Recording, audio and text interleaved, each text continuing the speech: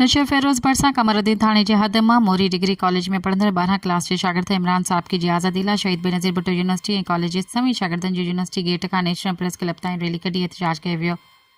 इन मौक़े ते शागिर्दनि नवीद अली, सरफराज़ अफ़्ज़ल, लकाणी अली साबकी ऐं ॿियनि ॻाल्हाईंदे चयो त हिकु हफ़्तो गुज़री चुको आहे, पुलिस को बूटो न ॿारे सघी आहे। SSP नशे फेरोज़ मीरहोल खोसो दिलासन पोयां रुॻो सकड़ा दिलासा पियो ॾिए जे त कंहिं MPA खे धाड़ो थो लॻे त उते समूरी सिंध में थड़थलो मची थो वञे। जॾहिं त को ग़रीब माण्हू अगवा थो थिए त MPA या को ऑफिसर उन वटि लड़ी नथो अचे या ग़रीब हिन खे मुल्क में इंसाफ़ न मिलंदो त असीं वज़ीर आला सिंध, IG सिंध ऐं SSP नशे फेरोज़ खां मुतालबो था कयूं त 3 ॾींहनि में अमान साबकी खे आज़ादु न करायो वियो त समूरी सिंध में शागिर्द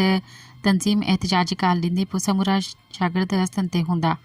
नेशनल हाईवे समेत SSP ऑफिस अॻियां अणिअलानियल धरणो लॻंदो जेको इमरान जी आज़ादी ताईं जारी रहंदो। सब्सक्राइब कयो अवामी न्यूज़ HD खे ऐं ताज़ा तरीन ख़बरुनि लाइ ॾिसंदा रहो अवामी न्यूज़ HD।